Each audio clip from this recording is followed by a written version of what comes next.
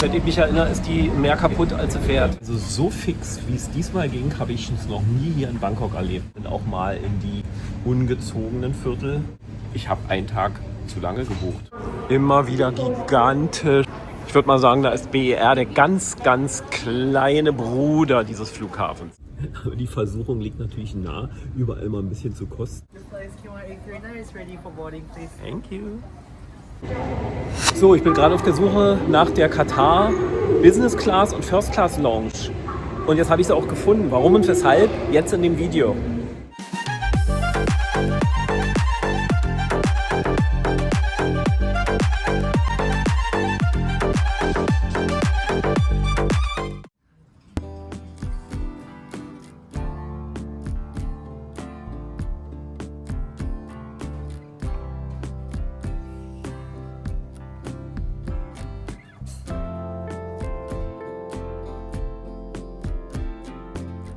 So Freunde, ich habe mich mal ein bisschen zurückgezogen hier. Savadi Cup, ich grüße euch, Stravete, Mr. Marcel auf Abwägen, immer noch in Thailand, aber diesmal liegt die Betonung auf noch. Ich habe heute ausgecheckt aus meinem Gasthaus, sehr früh morgens um 4:30 Uhr. Um 5 Uhr habe ich das Taxi genommen und bin zum Flughafen Bangkok gefahren. Da habe ich fahren lassen. Habe also heute meinen Rückflug nach Deutschland und ich bin aktuell in der Premium Qatar Business Lounge hier am Flughafen von Bangkok. Ja, wer schon mal Qatar geflogen ist, der weiß, es ist wirklich eine Premium Airline. Die fliegt von Berlin mittlerweile 3-mal am Tag in verschiedenste Himmelsrichtungen, beziehungsweise zuerst nach Doha natürlich zu ihrem Drehkreuz und dann wird man verteilt auf die ganze Welt. Ich fliege meist die Route nach Südostasien und hatte ursprünglich für den morgigen Tag einen Economy-Flug gebucht, zurück von Bangkok über Doha nach Berlin. Aber mir ist eingefallen, wie aus heiterem Himmel, ich habe einen Tag zu lange gebucht. Ich darf ja nur 60 Tage in Thailand ohne Visum bleiben.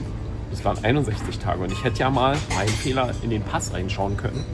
Da steht nämlich genau drinne, vielen Dank übrigens an Norbert, der hat mir den Tipp gegeben, da steht nämlich drinne, wie lange man visumfrei in dem Land bleiben darf. Und da stand halt der heutige Tag drin und nicht der morgige, wie meine ursprüngliche Buchung war. Also ist gerade jemand rumgekommen und hat gesagt, dass das Boarding für eine Qatar-Maschine, die aber glaube ich nicht meine ist, jetzt losgeht. Meine geht ja erst, das Boarding erst in einer Stunde los. Ja, und hatte ich also für den morgigen Flug, für den morgigen Tag den Rückflug. Was machen? Also umbuchen. Bei der Umbuchung wurde mir angeboten, man könnte ja den Flug auch auf Business Class upgraden. Kurz überlegt, lang überlegt, wieder kurz überlegt, habe ich es einfach gemacht. Also bin ich jetzt aktuell in der Business Class gebucht und auch schon eingecheckt. Das ging alles so fix. Also so fix, wie es diesmal ging, habe ich es noch nie hier in Bangkok erlebt. Und bei der Ausreise habe ich jetzt dieses Mal erstmalig die automatisierte Ausreise wählen können. Habe ich auch noch nie gesehen. Und war es auch ein bisschen tricky, hier die Lounge zu finden, weil sie war teilweise ausgeschildert, teilweise aber auch nicht. Und jetzt habe ich es aber gefunden und ich zeige euch mal ein bisschen rum, wie das hier aussieht. Ja, die Lounge hier gegenüber dem Gate D8 ist in verschiedene Sektionen aufgeteilt. Es gibt eine Dining Area. Schaut mal hier, da gibt es halt ja, jetzigen Zeitpunkt Frühstück, aber man kann auch schon warme Speisen zu sich nehmen. Es gibt Obst und auch Säfte. Wir haben hier alle vielfältigste Möglichkeiten. Zuvorkommendes Personal, was hier alle paar Minuten zu jemandem kommt und fragt, ob es noch einen Wunsch gibt. Also es ist schon edel. Dann gibt es aber auch eine Rückzugsmöglichkeit mit Lounge-Sesseln, bequem großen Kissen, einem kleinen Tisch, stimmungsvolle Beleuchtung, ja, Blick auf den palmengesäumten Innenhof.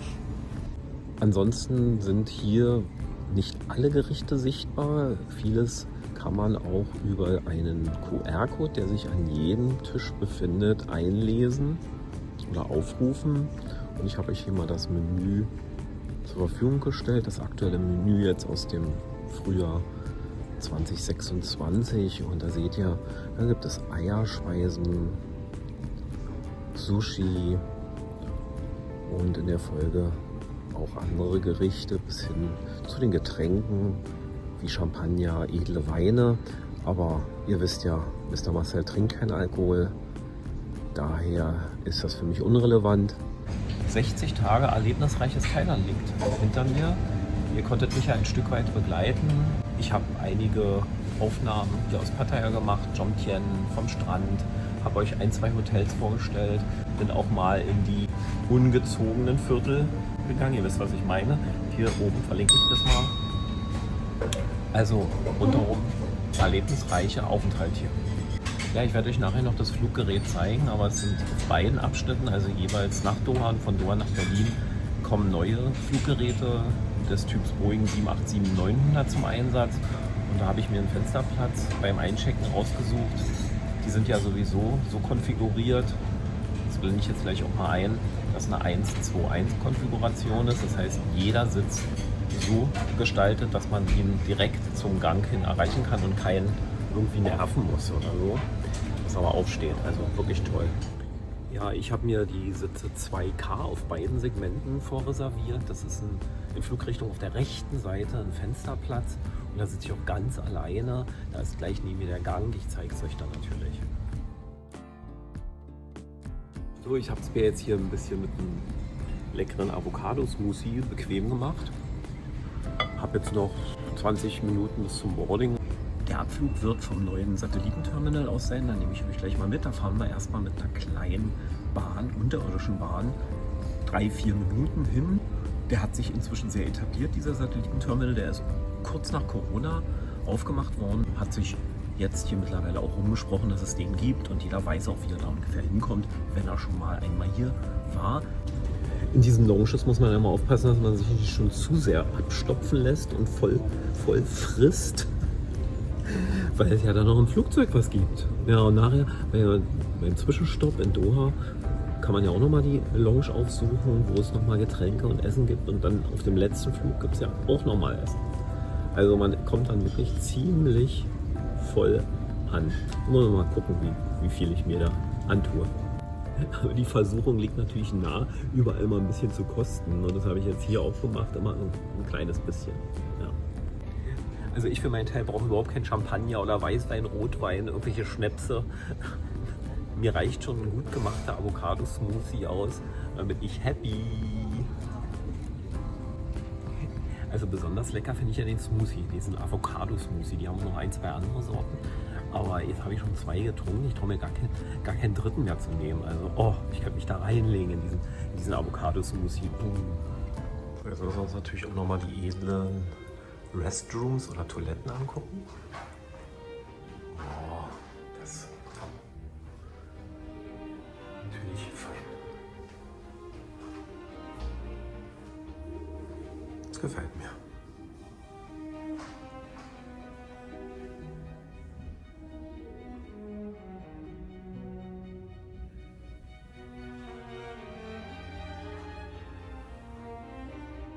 The flight QR is ready for boarding, please. Thank you.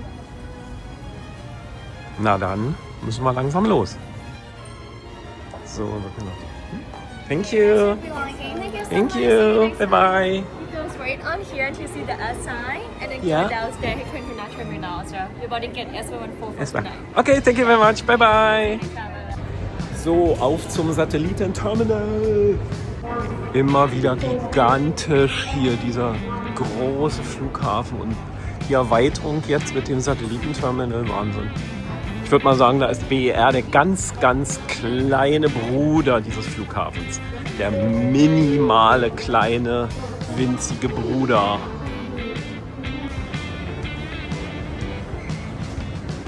Na, das hat doch die Dame sehr gut erklärt, gerade von der Lounge. Hier Satellitengates, hier runter.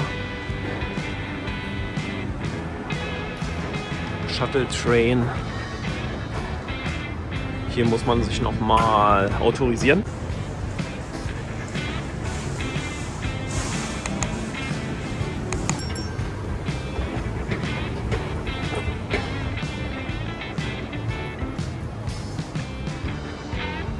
Also dieses Sat.1 heißt nicht Fernsehsender Sat.1, sondern Satellitenterminal 1. Wahrscheinlich, denen ist es zuzutrauen, den Thailändern da auch noch ein Satellitenterminal 2 zu bauen.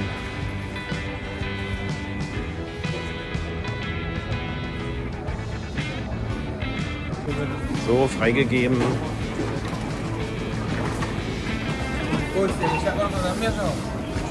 Alle rein damit. Rein in die gute Stube.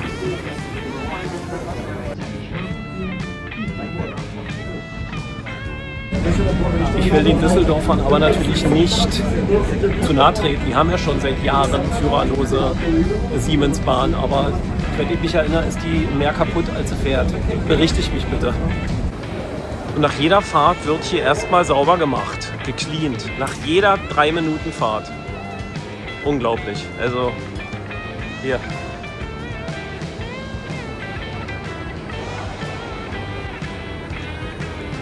So, dann werden wir uns aus dem Untergrund uns erstmal wieder hocharbeiten und unser Gate suchen. Ich habe noch gar nicht geguckt, welches Gate es ist.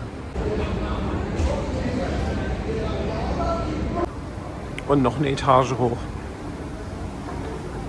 So, angekommen im neuen Satellitenterminal oder relativ neuen. Und was empfängt uns da? Kunst am Bau, aber mal was Schönes. Nicht ein verstaubter fliegender Teppich, der da oben an der Decke vom BER hängt, ja?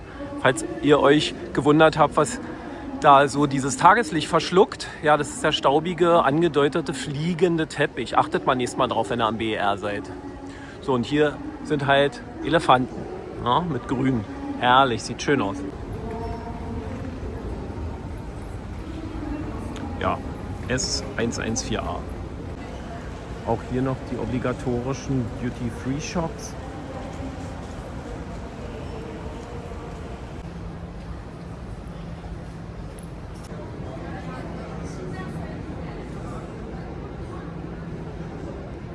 Ach, das ist ja gleich hier. Gleich hinter den Elefanten ist S114A. Und das Boarding hat natürlich schon begonnen, aber ist okay. Hier für die Economy und Business kommt man ja jederzeit rein. Ja, hier bin ich richtig. So, auch automatisierte Ausreise hier. Hier der Durchgang für die Business und First. Hier rechts. Naja, ihr wisst, das ist klasse. Macht ihr nicht böse.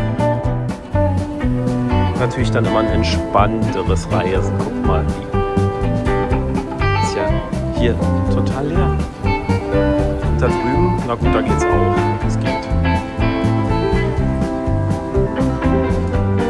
Hier auch total entspannt. Hallo.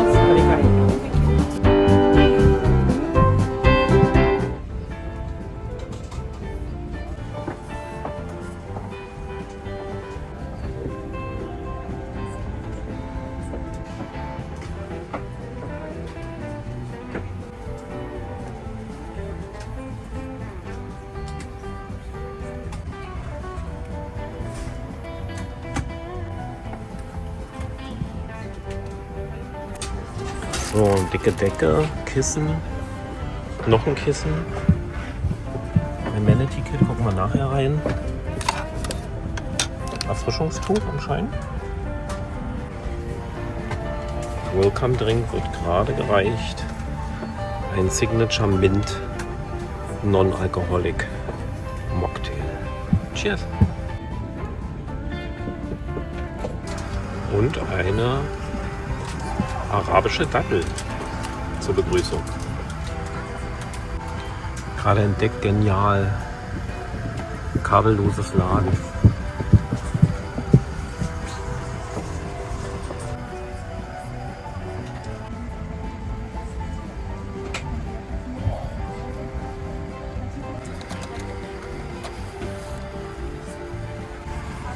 Also das Menü konnte man sich ja vorher schon online anschauen. Zeige ich euch aber nachher nochmal. All Dining. All Day Dining heißt, dass man es jederzeit bestellen kann. Es gibt keine festen Zeiten bei Katar, wo man Essen serviert bekommt. Ich habe es jetzt auch schon gefragt. Ich habe gesagt, irgendwann dann später. Jetzt bin ich ja noch relativ ja, gesättigt von der Lounge.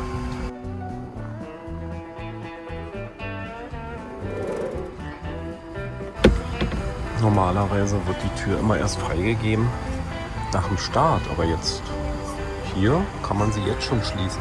Natürlich eine, ja, diese Tür werde ich dann später nochmal zeigen im weiteren Verlauf des Fluges. Garantiert natürlich eine absolute, diskrete und separate Möglichkeit zu reisen.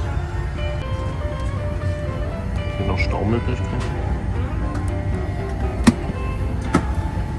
Ich glaube, das Ding geht auch insgesamt hoch. Ah ja, rausgefunden. Hier ist so ein Hebel. Schaut mal. Kann man daraus eine Armlehne machen.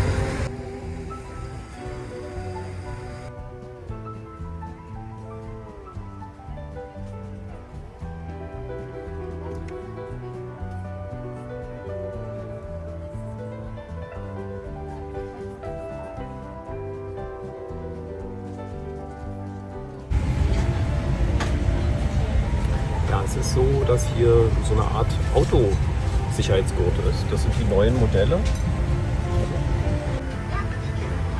Als Sicherheitsvideo hatten sie aber auch schon mal schönere und einfallsreichere. Naja, gut.